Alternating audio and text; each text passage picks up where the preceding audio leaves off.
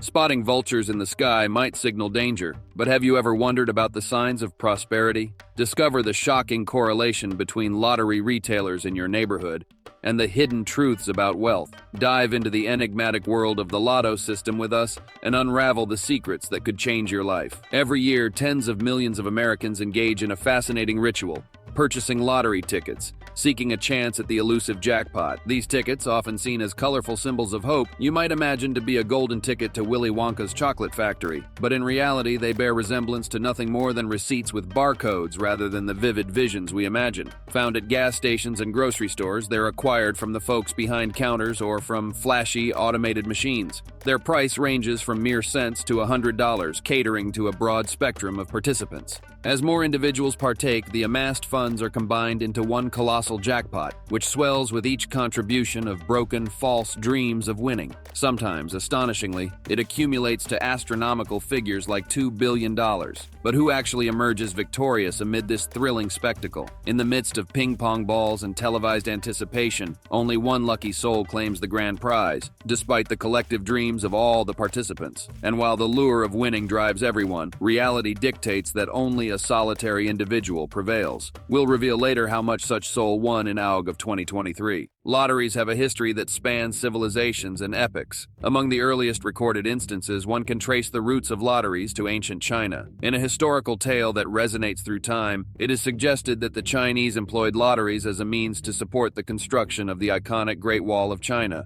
Legends whisper of numbers drawn and results carried aloft by the wings of carrier pigeons, a quaint juxtaposition of ancient technology aiding chance. Venturing westward, the Roman Empire entered the annals of lottery history. In the heart of the Mediterranean, they too experimented with lotteries to fund their grand architectural endeavors. The sweep of history brought this concept to the Dutch as well, who employed lotteries as tools for financing ambitious civic projects. These initiatives spanned across continents and cultures, unveiling a global thread that linked governments with the power of chance. As the pages of time unfolded, other governments across the world adopted this method to achieve their objectives. In the grand tapestry of history, lotteries acted as financial keystones for colossal projects. In England, a land with a penchant for innovation, lotteries assumed the role of catalysts for transformative pursuits. It is recounted that English lotteries contributed to the financing of monumental undertakings, including the endeavor to wage war against their very own motherland, England, before embarking on a journey to establish the fledgling United States. The intriguing chronicles of lotteries illuminate the ingenuity of humankind as they harnessed chance for progress. From carrier pigeons delivering destiny to numbers etching history,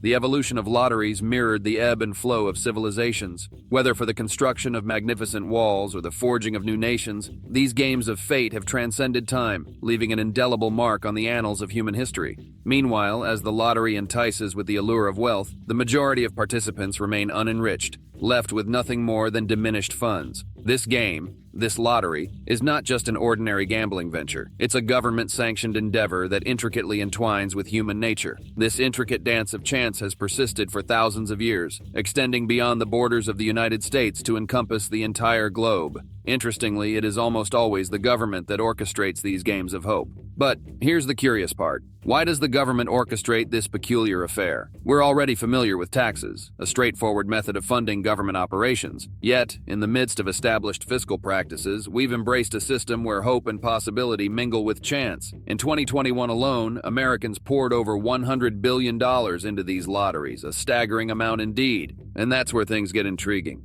Is this just another playful pastime, a harmless method of revenue generation? The numbers suggest otherwise. In the last decades, lotteries have become much more, and they have begun to target certain demographics. I think it's fair to assume that you know what kind of neighborhood you find yourself in if you see liquor stores and barber shops on every corner. Now, think about this. When you are walking your dog or biking with your kids, do you come across stores that sell lotteries, chain stores, convenience stores, or gas stations? We'll come back to why that is important later. For now, let's delve deeper. Going in, we discover that the revenue amassed from lotteries serves multifaceted purposes. Why is the government pushing this gambling business? During my walk, if I see a store or gas station, sometimes even billboard, adverting the lottery along the freeway, I can spend my hard-earned $2 to buy the hope of winning $1.5 billion US dollars. Yes, that is a billion with a capital B. The Mega Million lottery is bringing this human feeling of a low-risk, high-reward gamble of only $2 for a chance of becoming a billionaire. At $2, sign me up. Wait, how many people are buying these tickets in America? What is my chance of winning? Nah.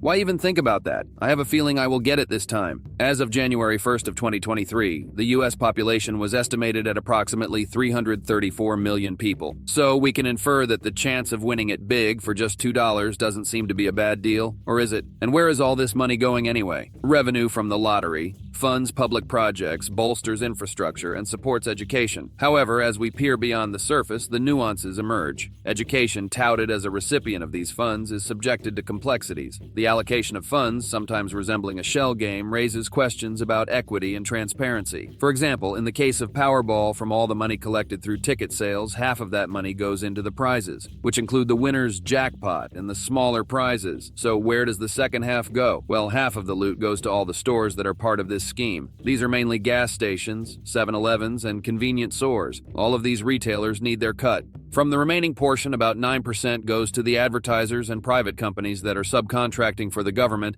as operating expenses. The rest, according to the lottery, go to good causes, supported by the lottery. The New York Times reported that by 2012, California schools had received a whopping $24 billion since 1985 from the lottery. When looking closer at this, it's obvious that already state-funded rich schools like the University of Southern California get the bigger portion. In 2023, USC received approximately $1 billion.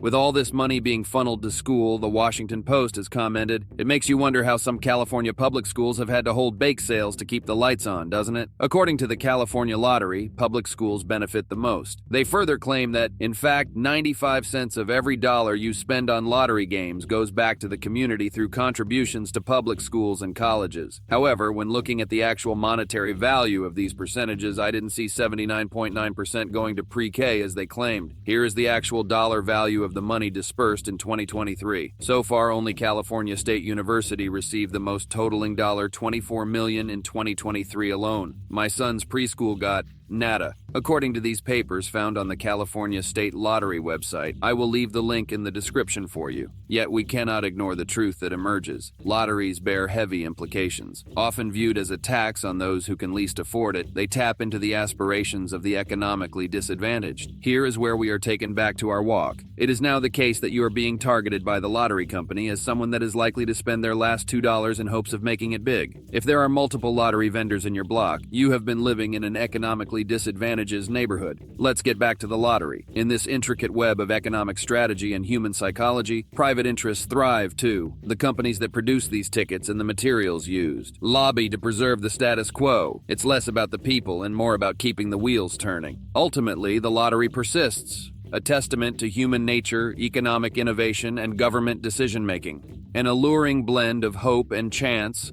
the lottery casts its spell on society. Yet, as we navigate its intricacies, it's essential to recognize its impact beyond the glittering allure, acknowledging the profound economic and societal dimensions that intertwine in this game of fate. In August of 2023, a single winning ticket was sold in Florida for one of the largest lottery prizes in U.S. history, a Mega Millions jackpot of $1.58 billion. For only $2, one can reach the stars. And so when we see that gambling funds education or goes to good causes, we may think we're at least contributing to our community. To me, that just feels misleading. We just need to call it what it is. The lottery sells false hope and taxes the poor.